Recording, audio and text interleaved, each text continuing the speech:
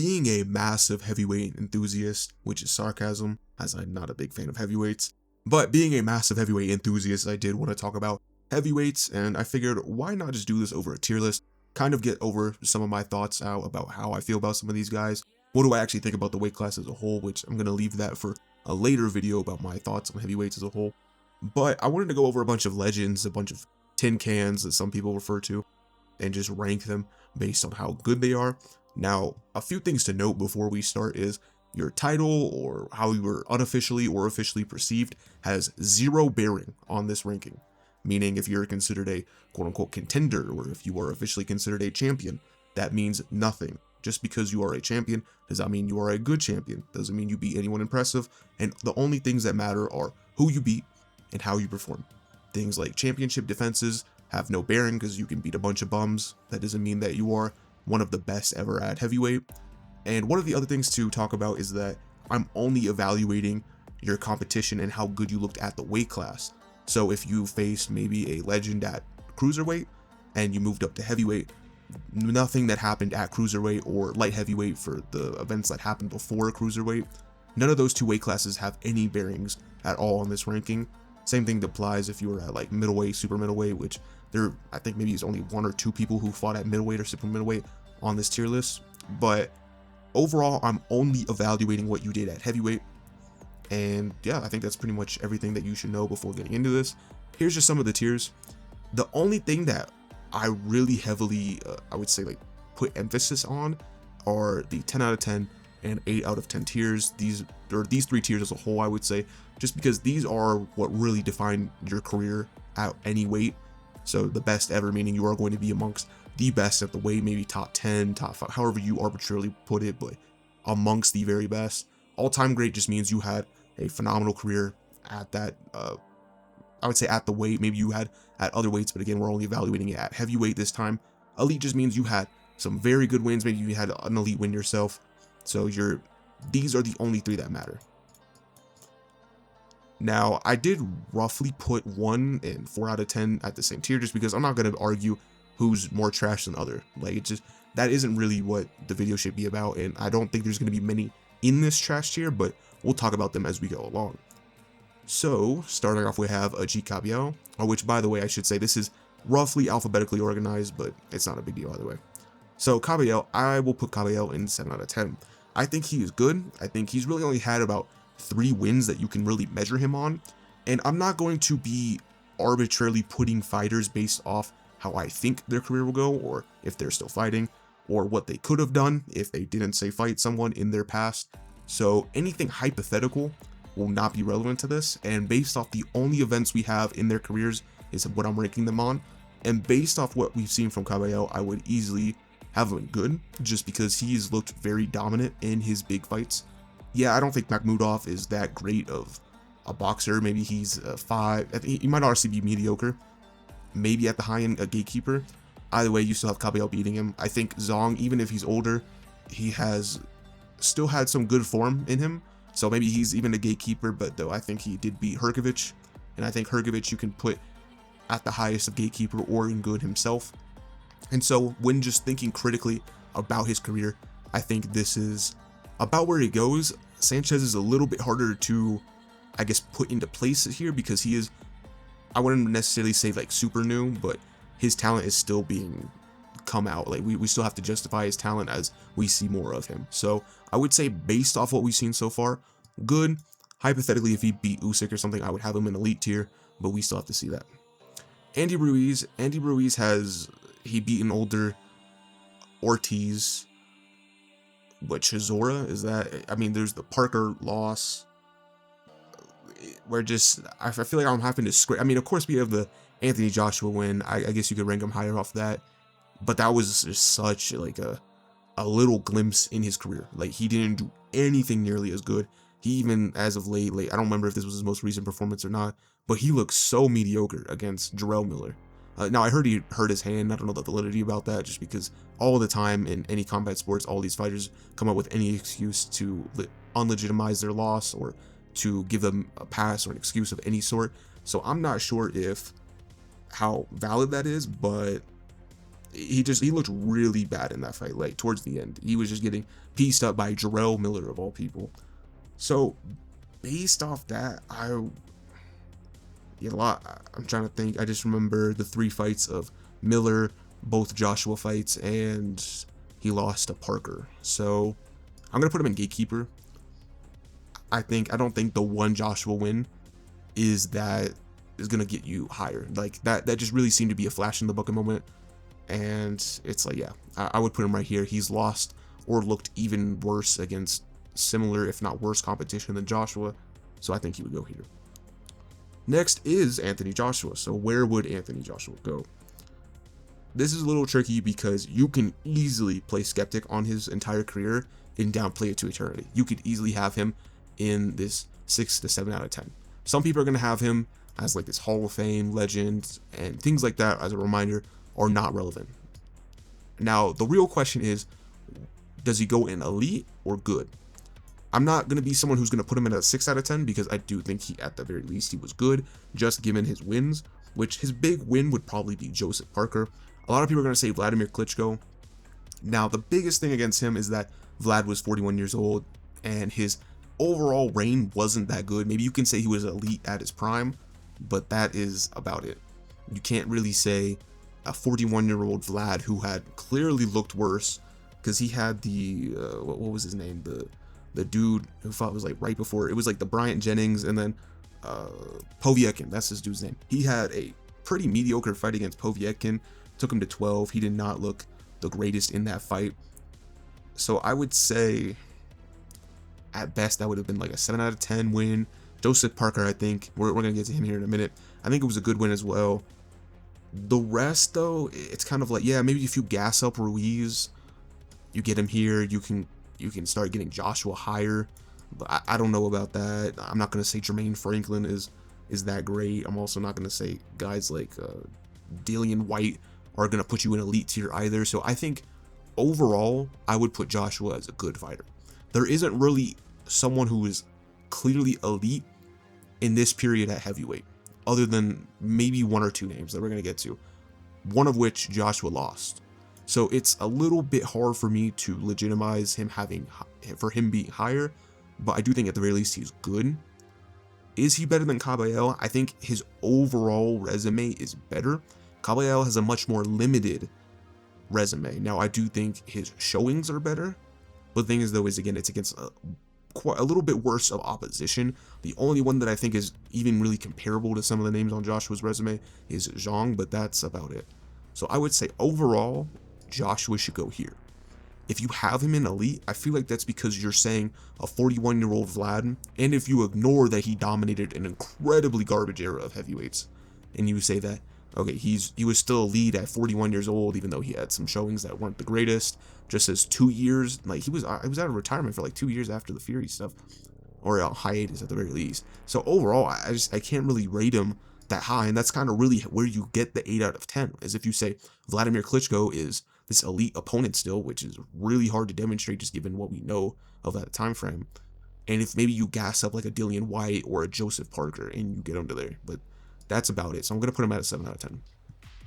Archie Moore is incredibly hard to gauge just because he was in a time period between, not that the 60s were necessarily this legendary era of heavyweights, but it was kind of a cooling down period from the height of the 50s and then right before the 70s, where some of the greats of the 60s would succeed. So this is where things get pretty tough for me to decide, because he got blasted out by almost everyone relevant, I would say pretty much everyone relevant at heavyweight when it came to the championship fights. So he had by far a domination against Muhammad Ali. Ali destroyed him. That wasn't even close. Before that was the 2-3 round destruction of Floyd Patterson. Actually, no, I think it went a little longer than that. I think it was like 4 or 5 rounds, not 2 or 3. Either way, he got blasted out really quick against Floyd Patterson. And then Rocky Marciano, he had a really good fight against Rocky.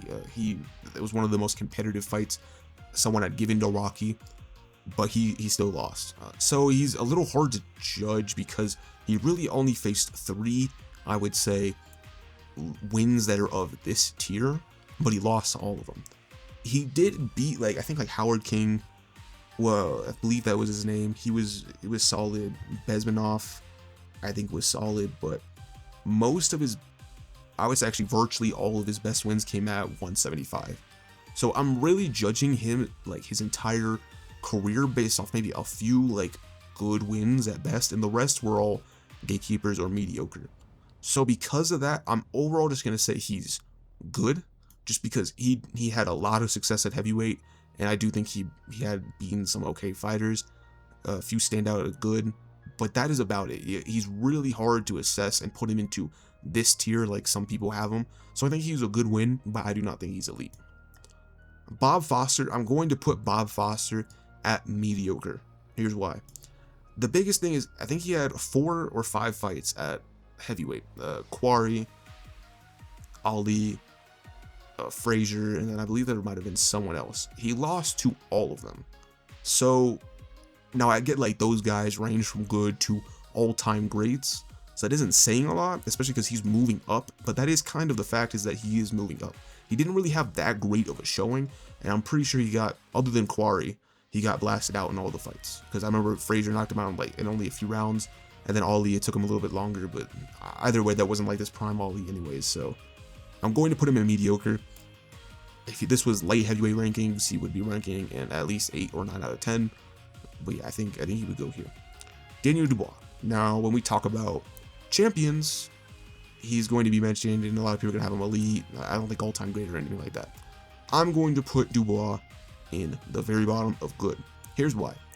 When Dubois really got his stride going, which is post Joyce, this is post Usyk, we're really talking about the era of Jarrell Miller, Hrgovic, Joshua. That's really what we're defining his career on.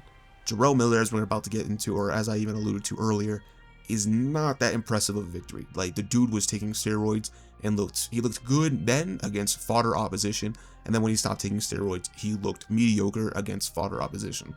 So there's nothing impressive about beating Jarrell Miller. You know, that gives him a little bit of confidence boost. He goes on to beat Hrgovic. I think that's a good win. And then he beats Joshua. Now, how you evaluate Joshua after even the Andy Ruiz lost, that's where you start questioning if he was still good, if Andy Ruiz killed all momentum in his career. That becomes a little harder to defend for that win, at least for Dubois. But either way, I still think it's a good win, even if it was potentially a very mentally weak Joshua, even if that 4-win streak was not good in hindsight, I still think it was a good win for Dubois. But that's really all I'm judging him off of, and that's all you can judge him off of, is the Hrgovic and the Joshua wins. Nothing gets him as elite unless you gas up Hrgovic and Joshua and say that these two were almost pushing elite, and you say, okay, he beat both of them, and you ignore the context of, okay, well, Hrgovic was battering Dubois as well, only the cut made the fight stop. And then Joshua, maybe he's not mentally weak, or he's mentally, whatever you want to say about that. But I think he just goes here. The rest of his career isn't super good. He gets destroyed by Usyk both times. The first fight was not even close, disregarding the low controversy. The second fight, he gets destroyed in like 4 or 5 rounds, whatever it was. And he loses to Joe Joyce really badly. Nothing about the rest of his career gets him into elite tier or anything close. So I think he goes here at the bottom. Deontay Wilder. I'm going to maintain the same energy. I think he is maybe even worse. I think he probably goes in gatekeeper tier, if I'm being honest. Is he better than Ruiz? I'm not sure, because at least Ruiz has this prime Anthony Joshua win, even if it is a flash in a bucket moment. Way better than anything on Deontay Wilder's resume. Deontay Wilder beat an older Luis Ortiz, was losing before that. Nothing was impressive about his career. That's essentially the height of his career, was the Luis Ortiz, and Luis Ortiz only got his name based off the Deontay Wilder loss. So I'm really only judging him off this. Maybe if you glaze the fact he's a champion, you can get him into good. I don't think you can. I think he's just honestly just this tier. Like, who else did he beat? I mean, he beat Helenius. It's like, okay, Helenius, who was just like this middling contender. It's like, whatever. It's like Helenius would be in this 5 out of 10 range as well. So I'm going to put Deontay Wilder here. I think, maybe if he had a bit more boxing skill, he could rank higher. If he had better wins, he could rank higher. Maybe if he had beaten Joshua instead of Parker, which that's the other thing to consider, is both Parker and Tyson Fury had zero issues with him. He looked like a complete fraud against these good people. So I think 6 out of 10 is fair. Chisora, I would also put in 6 out of 10. He is known infamously as the gatekeeper of heavyweight. I do think it is a valid point because he did kind of decide who is relevant and who isn't. He lost to almost virtually everyone. He had a few standout moments, but overall, I think he beat a bunch of mediocre guys. There's a few standout moments and then lost to pretty much everyone else. So I think 6 out of 10 is fair. And the name kind of fits Derek Chisora as well. Dillian Whyte in a similar frame is also here. You can put Chisora or Whyte higher. I don't think it necessarily matters as much who you have as higher. I mean, I guess to some degree it does, because like, I mean, I think Chisora faced way better opposition over his entire career, obviously because he fought way better people. But like, is there really anything? I mean, lost the first round to Moses Aitama. I mean, I think he controversially beat Jermaine Franklin. I don't know. Got destroyed by Tyson Fury. I think his best win is Povetkin and Chisora. Oh yeah, he also beat Joseph Parker. I don't know. Okay, I'll put him a little higher, even if they both have kind of controversial stuff. But I think this is about how you go. I think he's gatekeeper as well. I don't think he's anything good or anything better. Kali is super. Actually, I don't even know where I would put him. Okay, let me think for a minute. The only fight I can remember is the Foreman. Yeah, they fought like Foreman was like late 30s. And I'm trying to think, did he fight anyone after Foreman? I think Foreman might have. No, I think that was not. I don't think he had any other fights at heavyweight now that I think about it. I think he just had cruiserweight fights and then that one heavyweight fight. Maybe if he did have heavyweight fights, it was not against really anyone relevant. I think it was just Foreman. So based off that, and it's not like that Foreman was like really that great either. Like, yeah, he would come back, he would look better, but that was one of Foreman's like first comeback fights originally in the late 80s. And you know, that was after the long layoff. Foreman wasn't looking particularly great.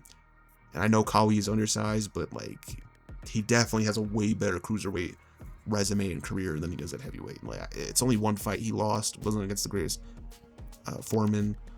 I'm gonna put him in. Yeah, probably mediocre. If I'm putting Bob Foster 5 out of 10, I think Kali's also 5 out of 10. Ernie Shavers. All right, this is where we get a little weird because Shavers is. Some people think he's like an absolute legend because of his power. They put him in like all-time greats, so he's one of the hardest. He hit harder than Foreman, blah blah blah. But he basically ended Ken Norton being elite, and then loses to Ali. He lost to Lyle. He had a really controversial fight against Jimmy Young. I don't even remember who. I think that was a draw. That was like a controversial draw. I don't think he won that fight. He did beat Jimmy Young before that. I remember that. He beat a bit past it Jimmy Ellis. And I think that's all you can really say. So he has like a few standout moments. The Jimmy Young, Jimmy Ellis. And if you glaze the fact he ended Ken Norton, I think you really just kind of get good.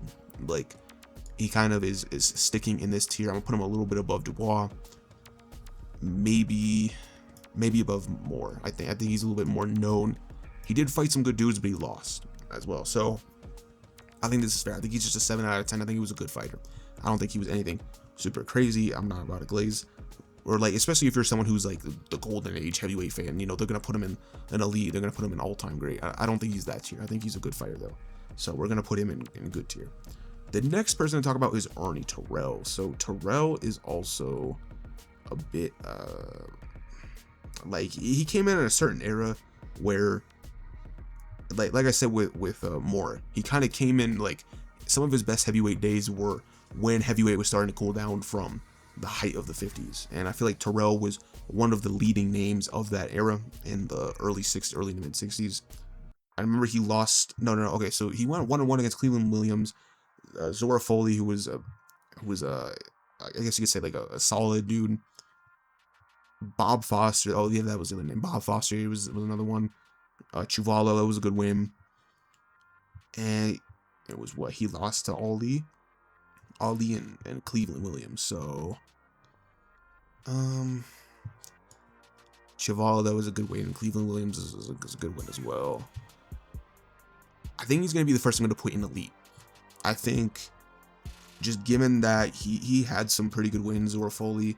I think that was also Bob Foster's first time moving up to heavyweight. So I'm not sure how much you should factor that in, is because, you know, Foster's 175 guy. I don't know. Again, I think that might be like a 5 out of 10 win, just given that Foster's in here. But I do think, you know, Doug Jones, George Chuvalo, and then you have Cleveland Williams and Zora Foley. I think those are some good names. He's consistently beat some good names.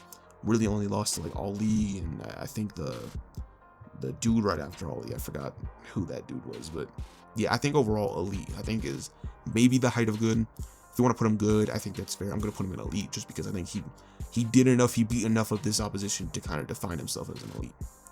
Holyfield is going to be controversial where I put him. So a lot of people are going to put him in top 10 best ever. I think the best I can do is all-time great at the weight. My reasoning is because he didn't really, like, at his height in the division, he had some pretty mediocre performances, if we're being honest.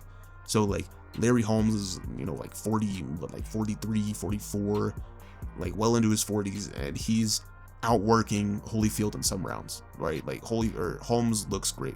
I don't know if I just said Holyfield versus Holyfield, but Larry Holmes looked great against Holyfield. And then George Foreman also had some pretty good moments. Like that is kind of what signified that George Foreman is here to stay in the 90s, was his performance against Holyfield. Even though, yeah, he lost, I feel like Holyfield just did not look as dominant against the two veterans of that era. Riddick Bowe then beats him, and then, you know, Michael Moore then beats him, and then Lennox Lewis beats him. What you're really defining his career on is primarily the Mike Tyson and then his revenge on Michael Moore, which I do think are two, considering the fact, you know, or like at that time, the Mike Tyson win should go down as an amazing win. I think that rightfully should put him in elite. Then the Michael Moore win, I think that's another elite level win, great. You know, then even though he didn't look the best, you still have the Foreman, Holmes, even if they weren't at their greatest, some quality wins, so I think that gets you up there as well. And then that's basically the extent of it, though, is he didn't look great after, like, I mean, maybe you could say, we're going to get into some of the 2000s name earlier, or later, sorry, but maybe you can get him to, like, that can extend it to best ever, but I really think that's just such a stretch. I think he just goes at all-time great out the weight. He just didn't, he lost to a lot of dudes at the top level. I give him a lot of respect for fighting a lot of dudes at the top level, but it just doesn't cut it for making it as the best ever. I think he just goes down as an all-time great at the weight, just given that he has like 3-4 elite level wins. Ezzard Charles.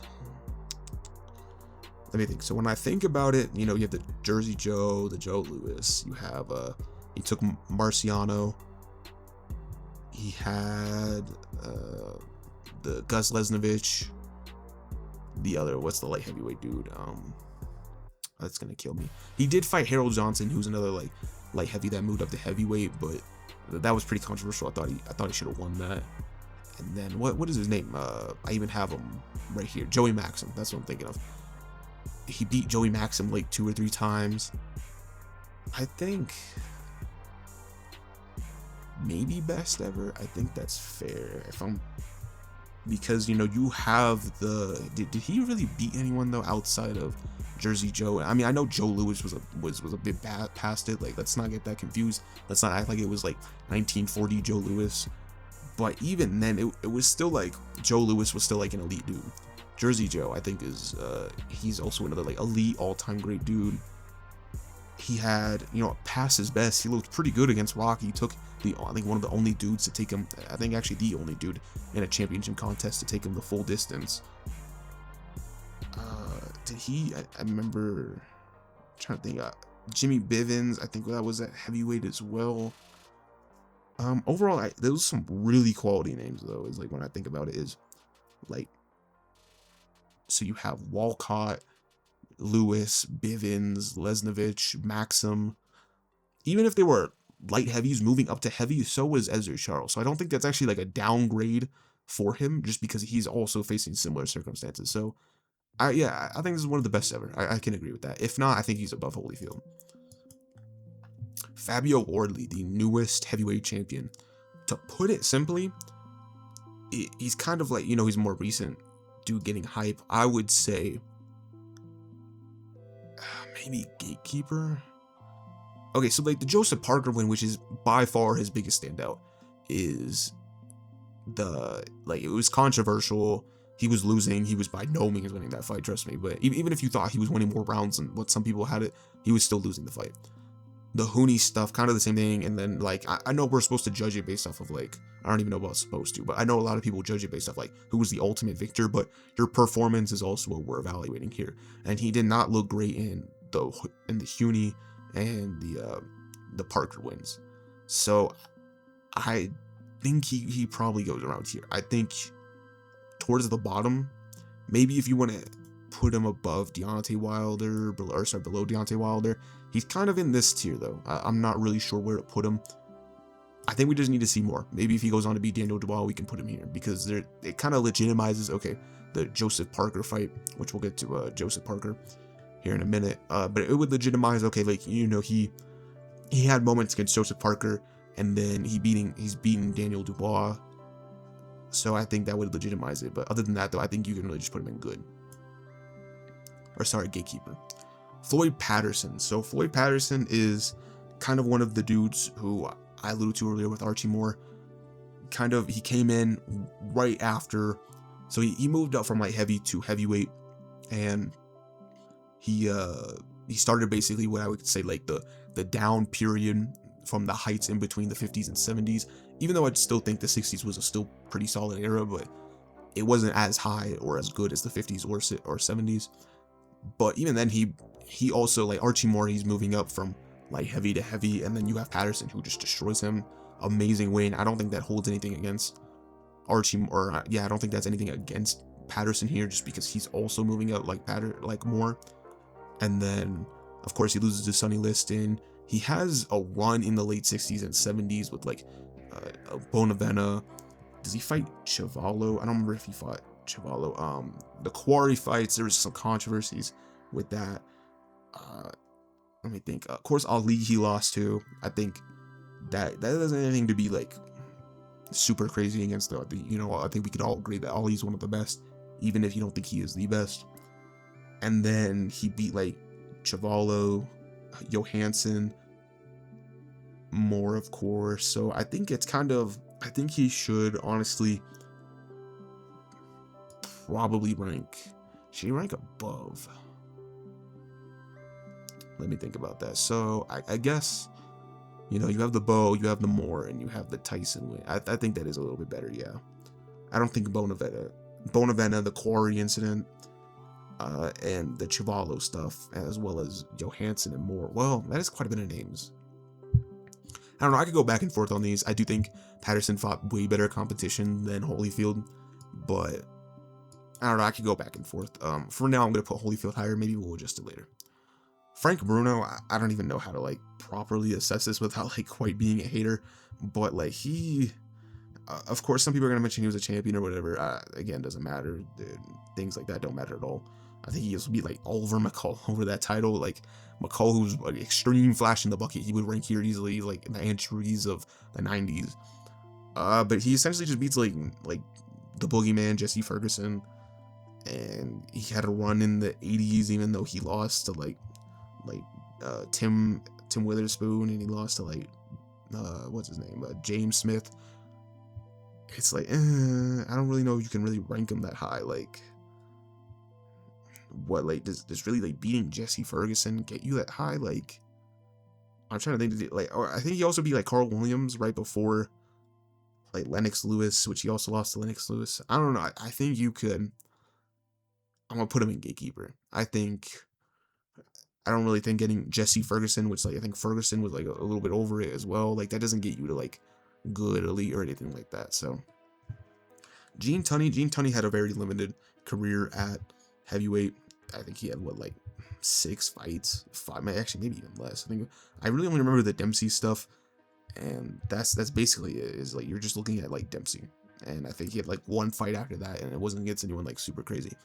That Dempsey was like coming back after like a hiatus and stuff. I don't even know how to assess it. I think maybe like good, I guess. Like big gatekeeper. I don't know. I'm just gonna put him at the bottom of good. I don't think it's anything crazy. Foreman, I think we all can agree Foreman would go up here. Is he at the highest? Let me think. So he's got the Frazier stuff. He has, I think even in his 90s form, he had some great performances against Holyfield. He beat Michael Moore. Who else? So we have the Ken Norton win, of course. We have who did he beat? Quarry? I think he beat Quarry. The Jimmy Young though, that is kind of hard to evaluate because it's like, what? Maybe you can say that wasn't like Foreman's prime, but it, like as well, he didn't look that great in that fight, for being honest. And then you have what was the dude right before? Ron Lyle. I know. Remember you have Ron Lyle. I don't know, maybe, yeah. Well, there was also the George Chuvalo win, like, right before the 70s, and that was, like, I don't know, does that really get, that, I would say, yeah, I think that puts him at right here. I think it is pretty debatable, though, now that I think about it, but, yeah, I think he's right here. Okay, Harold Johnson. Harold Johnson's another light heavyweight that moved up into heavyweight. He didn't have an extremely long tenure at heavyweight. I think he only had, like, a few fights, actually. Like 10, maybe not 10 or so, but like 15 or so fights. But like he beat like no, actually I think the Doug Jones fight was at light heavy before he moved up to heavyweight. But like the Howard King fight, the Bob Satterfield fight, the Ezra Charles fight, which I thought he lost. That's all I can really think of though. I think he also he also lost to a Jersey Joe. I do remember that, but overall, yeah, like I think he's like I think he's just kind of like a better Frank Bruno. Maybe, actually, I'd probably put him above Gene Tunney. I think who Harold Johnson beat is better than Gene Tunney. I don't think you can say a lot about that Jack Dempsey. Johansson, he was kind of, he's just a little bit better than, a little worse than Terrell. He beat Floyd Patterson, but I don't think he did anything like super notable outside of that. No, I'm trying to think if he beat anyone. Pretty sure it's just the Patterson win, but even then I do remember he had like a few good wins though against like what's his name?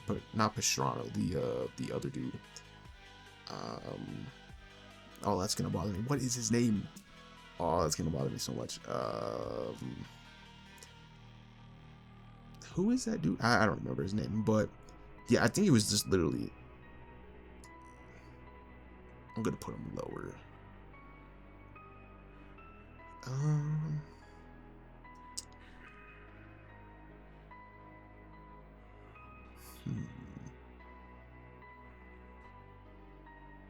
Yeah, I think that's fair. That's fair. I think just because you beat Patterson, I don't think that means you're like elite. Jack Dempsey. So Jack Dempsey obviously is coming from like a different time period.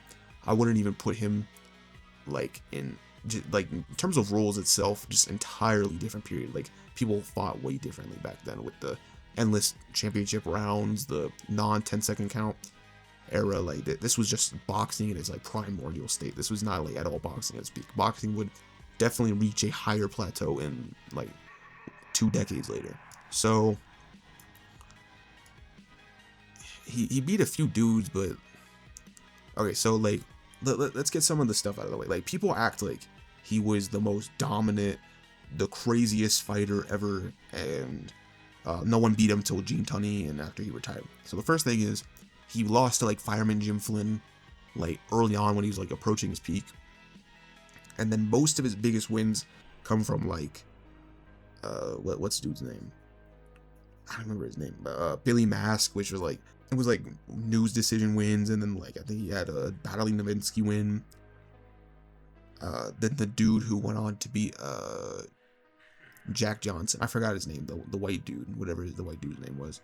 And then like Tommy Gibbons moves up to from light heavyweight to heavyweight and he beats him. That's like elite names, but like I don't know. I really can't get him to like the best ever. Like I really have to like there was no one on his resume like, you know, Joe Frazier, right? You have for him. You have, even though Mike Tyson was not at his peak, now there was Holyfield, so you got Mike Tyson and you got Riddick Bowe. Then with Patterson, you have like Archie Moore, you got like Chavallo, Bonavena. You don't have that for like Dempsey. So I think he's just elite, if we're being honest. Jack Johnson is another one where like I might just put him in mediocre. So like obviously he's a legend. I'm gonna put him mediocre for now, but like he might move up or down. Legend for sure. Like there's no mistake that like what he did in and outside of the ring, whether it was infamous or not, like legend, and there's a reason why people think of him very highly, right? Like I think even like what's his face ranked him as like the #1 defender of all time. Even Glaze was some of that, but when we talk about it, it's just not like it was an entirely different era. Like even this is like well before like Jack Dempsey, and it's just like I'm not gonna about to grade a dude where like boxing was just such in a primordial state of skills where they got so much better like a few decades later, and with like 40 years after Jack Johnson. I understand his impact, but like who he beat is just not nearly as good. Like what they were about to say, like James J. Jeffries, like a Stanley Ketchel going from middleweight to heavyweight, you know, like, or what's his name,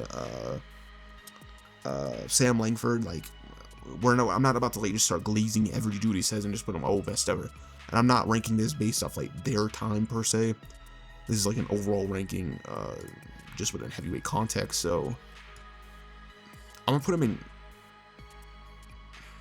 How do I want to do this? I guess if I have Tunney here, even if Tunney kind of like his very end of the career is kind of when the rules started to change and boxing got quite a bit better, but most of his career, actually I guess to be fair, when he was in heavyweight, that was really when the rules did change though. So I'm gonna put him a tier lower. I'm gonna put him right here just because entirely different game, and just the fighters he faced are not like, and I'm not someone who necessarily like is an advocate of like evolution. You know, every fighter that comes out last year is worse than the dude that came out this year, right? That's not what I'm saying. I'm not someone who's an advocate for that, especially because like a lot of it holds very little truth. But just like when we talk about like boxing history though, is boxing was an entirely different thing back then, and the skill level was so much lower. It was all physicality. That's all it was, no matter the weight class. Nowadays you can kind of say, you know, heavyweight has still retained some of its physicality, but even then, there's still like way better, more fighters that are skilled. Even when we get to like Ezzard Charles, who was like 40 years after Jack Johnson, way more skilled of a fighter than anything Jack Johnson had faced. They're like Jack Johnson would get dropped by a single counter by Ezzard Charles. So I'm just gonna put him in gatekeeper. I think, yeah, if we were ranking this relative to era, which I'm not ranking this relative to era, you know, you could put him at like all-time great, best ever, whatever. But I'm not doing that. Buster Douglas, I think he was just a gatekeeper. He's someone else. You know, I can put him a little higher. He had did he even lose the McCall? You have the Mike Tyson, and yeah, I guess like the Mike Tyson way if you really want to like glaze him, but the Holyfield loss, and dude, we're really just talking about like 3 fights though. The McCall win, I guess, and the Burbick when he was way worse. You know, he lost to like pretty much everyone else though. Yeah, I'll put him like right here. I don't think I'm putting James Smith here as well. He's kind of almost for the same reason. He had like one fight that propelled him into, I don't want to say stardom, but you know, into like being a champion. Was he even a champion? I don't even remember if he was no. He was definitely, was he a champion? I'm trying to think who had the WBA, WBC at this time. I think he was the WBA, yeah, because he won that controversially. Yeah, I remember that. So he had the not controversial. He had the upset win for the WBA, which that is kind of Mike Weaver. Like it was basically just not Mike Weaver. Tim Witherspoon. That's what I'm trying to think of. Sorry, he had the Tim Witherspoon win, and that's pretty much it. Is just the Tim Witherspoon, and then that's basically what propelled him, was that like first round knockout. And then afterwards, he loses that like directly like Mike Tyson. And then he loses like to Ruddock, and I think he'd be like an older Weaver. But yeah, I would say he's kind of in the similar tier. I would say he's maybe even more consistent than Douglas. But yeah, I think he goes here. James Toney.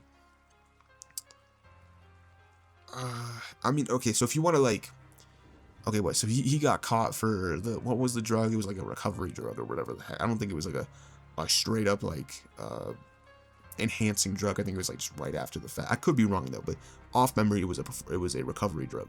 So he gets caught with a recovery drug, and you can say, okay, that impacts his fight against Ruiz.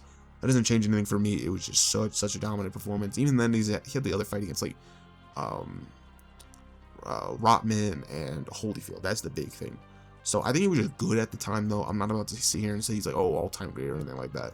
But I do think, considering the fact, he moved up, what it was like, I mean, he was at cruiserweight, but then he immediately jumps up to heavyweight. He beats Holyfield. Holyfield, who should have been the champion at the time. We'll talk about that here in a second. I do think he should be probably around here. I'm trying to think where to have him. I'm gonna put him right here. I think that's pretty fitting. Jaron Anderson, I'm putting mediocre. He's done virtually nothing. Beat up a bunch of bums. Yeah, I think he goes here. Jarrell Miller, we're putting in either bad or mediocre. I guess he beat up a bunch of bums, but took drug tests. I guess I'd put him above Jaron Anderson for right now. Jaron Anderson still has a bit to prove, but that's about it.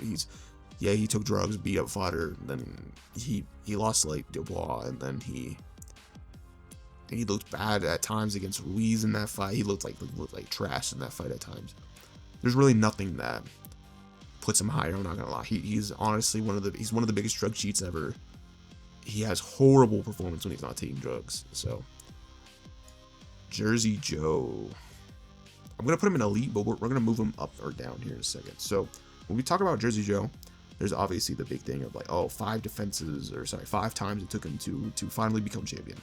But to be fair, he lost to Joe Louis twice. Joe Louis towards the end of his reign, and then Ezra Charles, he loses twice for the title. So, but he still had the Joey Maxim wins. He still had the Jimmy Bivens wins. He still had the what's his name, Harold Johnson, and he had the Ezra Charles wins as well. So he had some good names on his resume. And he really lost to Joe Louis, Ezra Charles twice, and Rocky twice. He lost to some other dudes as well, but he progressively got better. And I also think like some of the other guys like Elmer Ray was pretty solid. So I would put him at the bottom. I think that's fair. I think he has like quite a few pretty good wins. So Jimmy Ellis, obviously the first thing that comes to mind is just the stuff against Ali and Frazier. He gets smoked by Smoking Joe, and he gets utterly destroyed by Ali. And that wasn't like Ali necessarily at his peak, but he still got smoked. But he had I don't think it was necessarily controversial, but it was like semi-controversial, I guess, against like Patterson. He did beat Jerry Quarry. He did beat Oscar Bonavena, though. He did have what was the dude after that? The Chuvalo. He had the Chuvalo win, so he was clearly like a good fighter, but he did lose to like Ron Lyle, Frazier, and Ali, and maybe controversially against Patterson. But either way, I would put him like, I think he was elite. I would put him like right above Ernie Terrell. I think that's fair. I think he was an elite dude, but he wasn't anything like super crazy.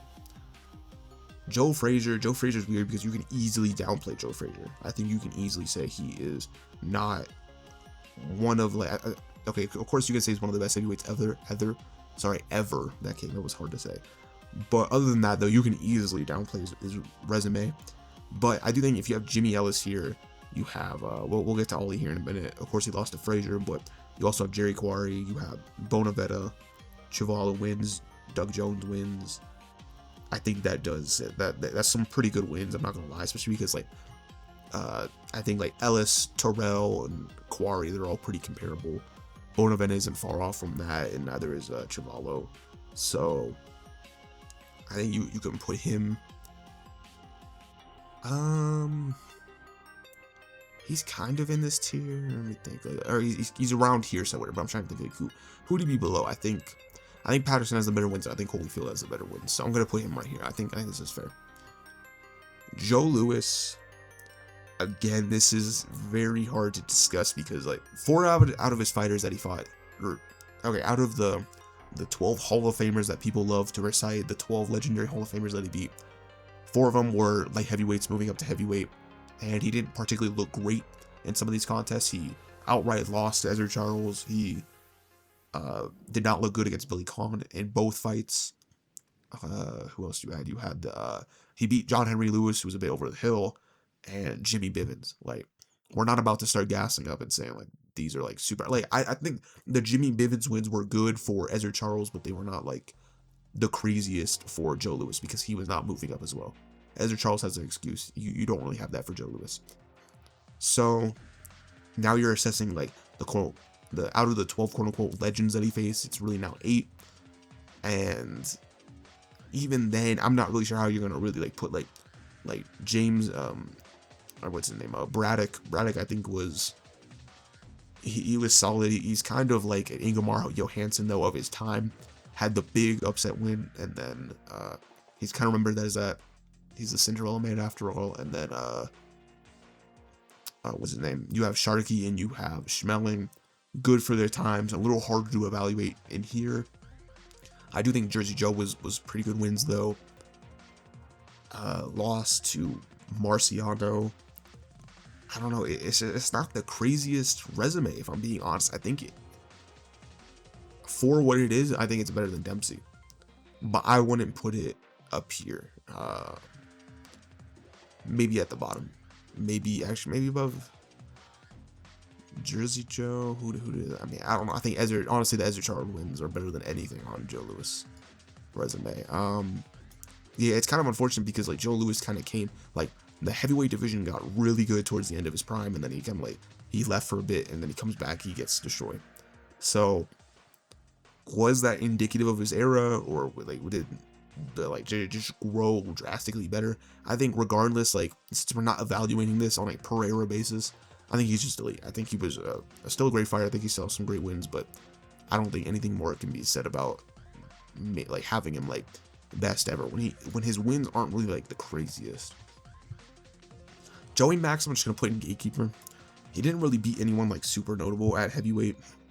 He had some solid wins, but it wasn't anything like crazy, and he lost to a lot of dudes at heavyweight. I think what was it like? No, Lesnovich was actually a light heavy. So did he? I think he lost like Olsen, who was moving up. I think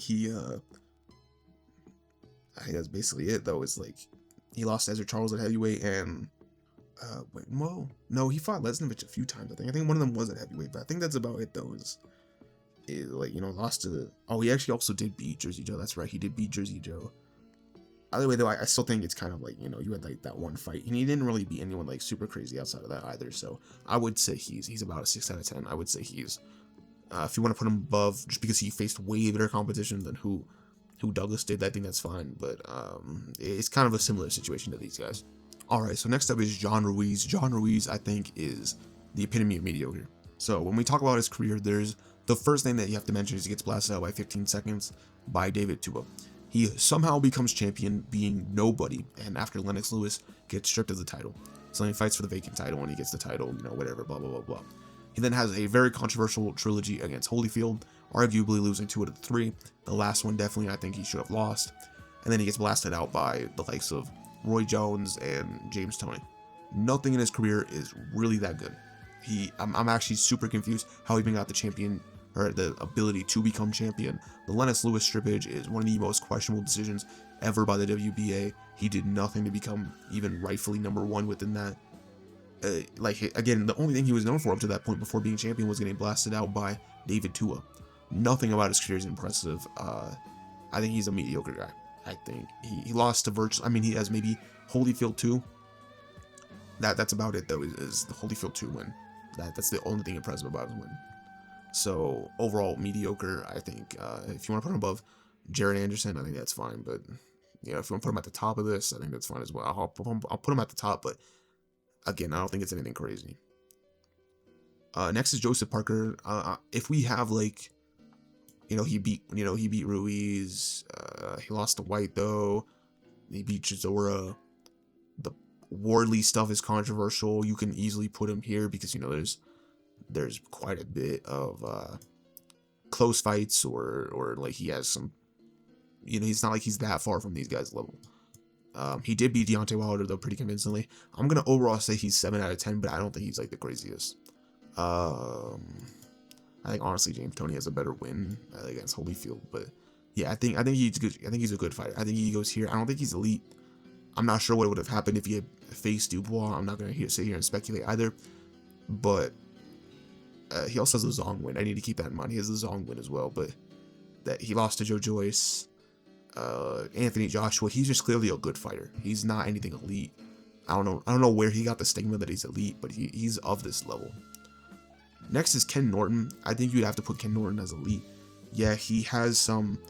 I mean, a lot of people hyper focus on like the very end of his career. He's losing to like, what's the white dude's name? Cooney and I can't think of his name. Shavers. So he has like those two big losses, but he still had like the Randall Cobb win, which was pretty crazy. And that was like after like Shavers absolutely broke him down. The Jimmy Young win he had the Quarry win, the Ali win. Maybe you could say he beat Ali multiple times too. I think he's just elite. I think you can easily put him like right here. I think he's an elite fighter. I think phenomenal overall resume. Larry Holmes, I'm also going to put in elite.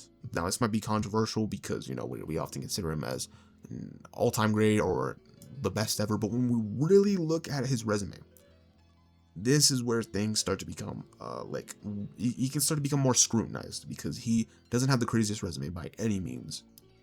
So when we talk about his wins, you have, of course, like some controversies. We're going to talk about some of the controversies here in 1 second. But the first big win on his career is Ken Norton, which that is a little questionable. Actually, I'm sorry, it wasn't even Ken Norton. It was Ernie Shavers.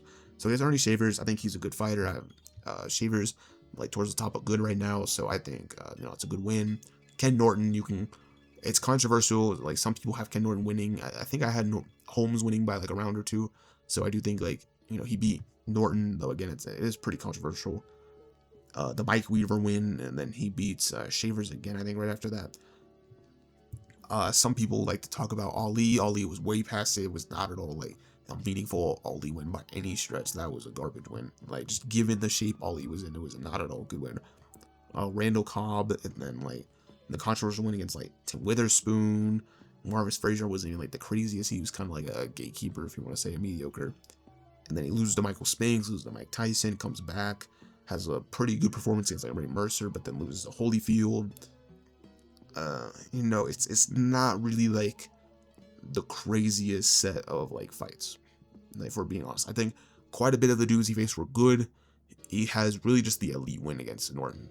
So because of that, I'm gonna put him around here. I think maybe you can give him like the benefit of the doubt against like Shavers too. Maybe you can say that. But other than that, though, it isn't like the craziest list of opponents that he faced. I think, I just think it's right here. You're really just ranking him like the highest he's getting is because of like the Norton win. That's pretty much where you're ranking him at. Lennox Lewis. So Lewis is kind of similar, but I think he's a little bit better. So his Ray Mercer win, it was closer than technically Holmes, but I still think he beat Mercer.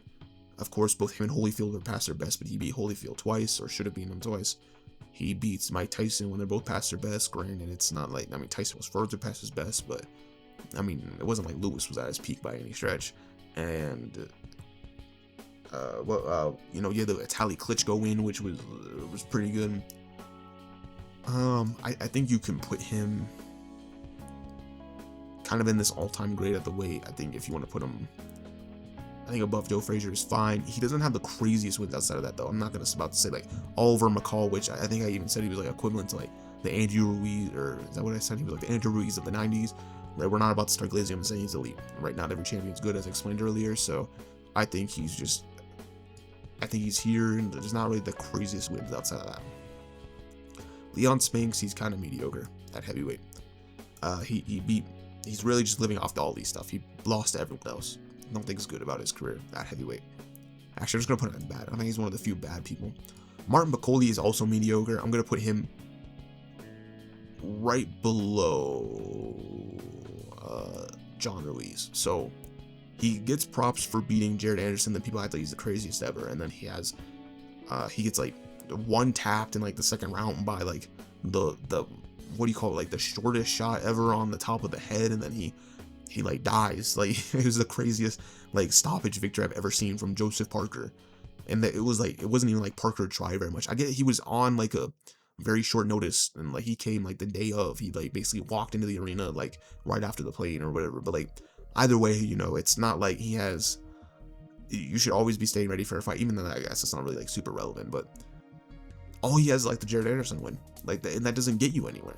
Like maybe you can say 6 out of 10, but he doesn't even have like that crazy of a win. You know, you could say Mike Tyson, Jersey Joe, what's dude's name, Tim Witherspoon, right? It's just like, what does he have? He doesn't have anything. He just looked incredible. Like in his most recent fight, he looked super mediocre. Nothing is impressive about Bakoli's career up to this point. And I'm not about to like be like, oh, the sparring footage is gonna put him like all the way up here. Like no, like right, like we're not about to start trolling and basing it off of unknown sparring footage. Max Schmeling, I alluded this to earlier. I think he's good. A controversial Sharky win, in which he proceeds to lose, and then he beat Lewis though, loses to Lewis again. There's a few other dudes. I think he's like right here. He's a good fighter. I don't think he was anything like super elite though. Michael Moore is the Evander Holyfield win, and you know, he loses to Foreman. What's the German dude he beat? He beat the German dude. He was pretty solid. Who else did he beat that I'm trying to think? He didn't fight Ray Mercer, so I know I'm not thinking about Mercer. Is that pretty much it?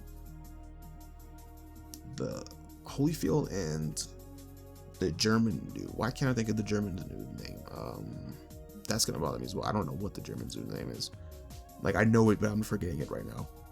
That's pretty much all I can think of is that. I think he's good. Can I really like get him higher? I don't think I can really get him higher. Like top of good, elite, maybe elite. I don't know. That's pretty solid. Holyfield. I don't know. I think I'd probably have the German dude here. I'll put him at the bottom though. I'm not very confident about that. He could easily go lower. Michael Spinks. He really just has the Larry Holmes stuff and the Jerry Cooney. I think he's like right above Michael Moore.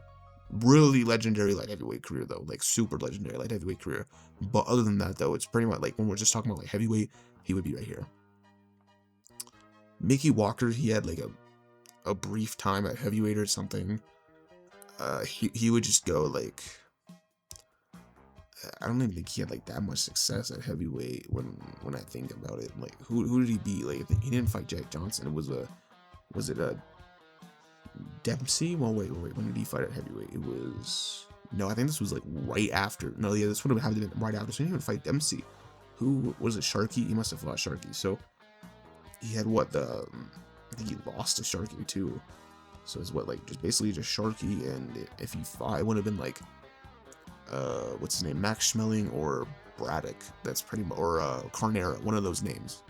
He would have had to fight, which is kind of like, I think he lost to that as well. I could be wrong though, but off memory, it's not like he's not even that crazy. And he was like a middleweight moving up. I mean, I know he fought at like welterweight even before that, but I don't know. It's not the craziest. Like I'm putting him like around here. I think he just goes here. Mike Tyson has the Spinks win, loses to pretty much everyone else who was relevant. So, all right, I guess that's the Frank Bruno, but Frank Bruno doesn't rank that high. Who else? I mean, I guess you could say like, did he even beat? Well, yeah, James Smith right here. So yeah, I think he just really has like the Michael Spinks win. That's really what we're rating it off of. Let me think. Where does that even put you? Like, because it's a good win. Admittedly, I'm putting him at the top of good. People are gonna be really mad at that pick. They're gonna want him at like the best ever. But you're really just ranking. I guess Larry. Actually, you know, I'll put him right here. I think his Larry Holmes. I think was still pretty good. So I'll put him right here. I think he was elite, but that's about it though. Itama's really, like, of course, like a new prospect. He's very hard to gauge at how exactly good he is, just because we haven't seen him really fight the best. Destroyed White. He's about to fight. Is it Chisora next? He's about to fight someone next. I think it was Chisora. I don't remember though. Whoever it was. And then he's looking to fight Wardley. So he's currently in the 6 out of 10 range. I'm gonna rank him higher just because of promise, but again, like based off what he's shown, it's not like the craziest. He can maybe be in good tier in the future, elite tier. I kind of doubt all-time great or the best ever based on what we've seen so far, but it's possible he could easily breach these tiers up. Let's see. Ali, I think you'd have to put Ali as one of the best ever. Based off his resume, you have, all right, let's just go through some of the names. Even if you say Patterson was like past his best, I still think he's like of this tier, if not like around elite tier. Foreman, Frazier, and then you have Norton, which I think the second fight is a confirmed Ali win. The third fight is where you get like a little controversial. We're gonna ignore Larry Holmes because I was like way past it. Jimmy Ellis, Terrell, and then I mean Shavers is a good win, but like yeah, like he has numerous fights in both these tiers. Easily one of the best. I think he's better than Ezra Charles. Gassiev, I think he's just mid. He lost to Wallin, so moving, I'm gonna put him right next to Kawi. Usyk, a lot of people are gonna want me to put him in the best ever. I think it's nigh impossible to put him here right now, unless you like super glaze. I'm gonna put him right here. I'm gonna put Usyk right here. Unless you super glaze Joshua, which I already went over like some of the things you can say about Joshua that aren't the craziest. Chisora is already here. You have Dubois right here, and we'll get to Tyson Fury here in a minute. Not the craziest wins. And to be of these tiers, you have to have some like some great wins, like multiple elite wins or all-time great wins or anything like that. So it's not impossible to put him here. I am gonna put him. Oh, but I did not mean to move James Smith right here. Okay, where did I put Usyk? I'm gonna put him at the bottom of elite though. I think he has multiple good wins.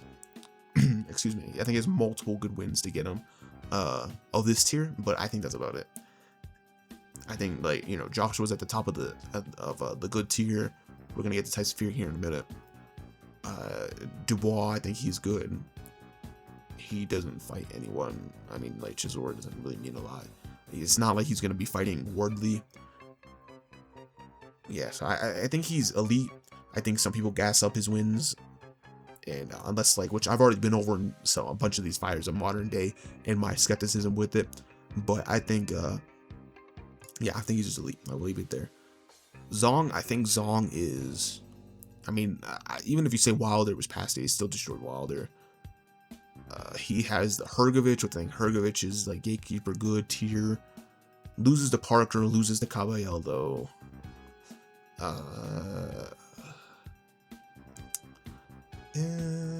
put him right above Frank Bruno. Maybe you can put him right here, but I think he's looking into good. I think you know if you want to put him at the top of gatekeeper, lowest of good, I think that's fair. Mercer, I think is just a good fighter. A lot of the 90s heads are going to have him way higher because he had the Tommy Morrison win. But like when we actually look at his career though, like again, like who did he really beat that's good? Like people are going to be talking about the Tommy Morrison KO, the Damiani win, which like Damiani was like this European dude which Europeans at the time really loved the WBL belt. They held it in really high esteem. They're really the only continent that held it in that esteem. No one in in any other country held it as high as Europe did.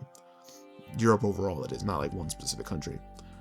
But that's basically all you're ranking him off of though, is like if you gas up Damiani, if you act like Tommy Morrison is like the reincarnate of Jesus or something, like that's really how you get him hired. He lost to virtually everyone else. Like even in older Holyfield, who was not maybe one of his worst looking states because of like the heart, coming back from the heart condition and misdiagnosis. Like nothing is like super impressive about his career. Like he lost to like a way older Tim. No, actually no. I think he beat that older Tim Witherspoon. I don't think he lost to it, but like even then, like that's not like super crazy. It's an older, like a 10-year-old, like past his best Tim Witherspoon. Like loses to Larry Holmes very badly, and you're really only ranking him just based off like the Damiani and Morrison win. So I think he's good. I'm gonna put him probably above, like right around here. I think he's a good fighter, good win, nothing elite, definitely not an all-time great or anything. I don't know why some people hold him in that regard, but I do think he's about right here. All right, so we have Riddick Bowe. Kind of the same thing as what I said. I'm gonna put him right above Usyk because he at least has 2 wins over Holyfield. That's pretty much it though. That's really all you're ranking him off of. Even if, I mean, unless you want to rank the Andrew Golota, the second fight, if you think Bowe was really competitive, but even then I think Andrew Golota didn't really have like that great of a career, and Andrew Golota really only had his name as high as it was because of Bowe himself. So it's kind of like a circular argument with him.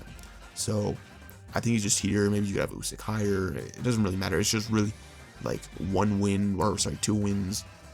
Usyk has like 2 or so wins. I mean, you could put him in like the elite tier, but nothing super crazy. Rocky, he's also pretty hard to judge. I'm gonna put him like right above Tyson. The reason why, and a lot of people are gonna be expecting me to put him like all-time great, the best ever. Okay, let's go over like he faced 4 major dudes. Archie Moore, which this was like Moore's first title shot at heavyweight, so maybe you can give him a little bit more leniency on this, more credit because of that win. I don't hold it nearly as high as Patterson's win over Moore because both had moved up from like heavy to heavyweight, so it's not like whereas Marciano was a heavyweight, and he beats Moore, whatever. I think it's a pretty good win. I don't think it's like one of the craziest wins though. And then he beat Jersey Joe.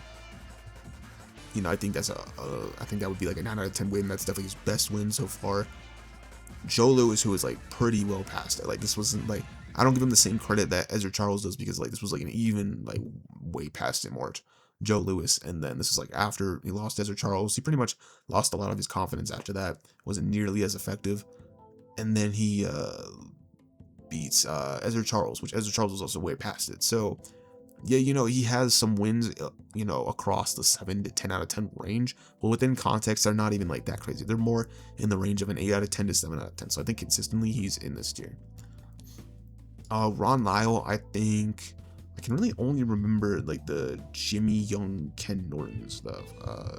Did he even beat Jimmy Young? I don't even remember if he beat Jimmy Young. He might have not even beat Jimmy Young.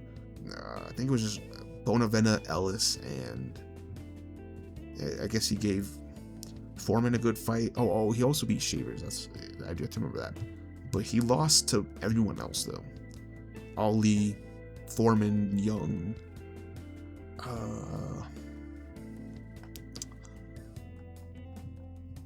don't know. Those are still some good wins though. Oh wait, where did I put Ron Lyle? Oh, I put him in. Okay, so I think Young is good. Shavers I have in good, and Jimmy Ellis. Oh, and Bonavena. Bonavena was older if I remember right, so Ellis, he was also older. I think he's good. I think I'll put him at the top of good. I think that's fair. Roy Jones, he just has the John Ruiz win. He did virtually nothing else. I think he is just above mediocre. Maybe John Ruiz, nothing else you can put. Sonny Liston, he has the Cleveland Williams, Patterson, someone else, maybe Terrell. I don't remember who. There might have been one other name, and then lose to Ali. I think you can put him in elite. I think around here, but that's about it. I don't think you can say anything else other than that. Tyson Fury, when we look at his resume, because we already have some people on his list. You have Deontay Wilder right here, who's not even the craziest. Dillian White, who's not even the craziest. These are 2 of some of his biggest names. So is Derek Chisora. It's not like he has the greatest resume, and he's had some really bad like performances. So I'm not even sure I can really even rank him that high. Like, I mean, yeah, he beat Vlad, who I already talked about. Before the Fury fight, he wasn't even looking like super great anymore, even if you have him as elite. So this was kind of like a watered down version of Vlad. He's like 39 years old. So I think really the best you can say is because he was consistently above a 6 out of 10, he's a 7 out of 10. I think that's really the best you can say. I really struggle to put him in the elite tier. I know a lot of people have him in the elite tier, but he just does not look like that great. Like, and you really only get him that high if you rank Deontay Wilder as like a good fighter, or Dillian White as this like amazing fighter, Derek Chisora or whatever. And if we ignore, that he's getting dropped virtually like every fight with the what's his name, Rajic, whatever his name was, Cunningham, Wilder, Usyk, Ngannou. Don't even get me started on the Ngannou stuff. It's just overall super like underwhelming of a career overall compared to his hype, compared to the media and what they like to say. So I would put him in good. I think it's like Daniel Dubois, above like Daniel Dubois. I think that's about it. Vitali, kind of the same thing. Had a good fight with Lennox Lewis, but just a bunch of like quality dudes. I would put him. Would he even go 8 out of 10? Did he even beat Chris Bird? Let me think. he had the was it Chris? No, I'm thinking of Sanders. He did beat Sanders though. He had that revenge.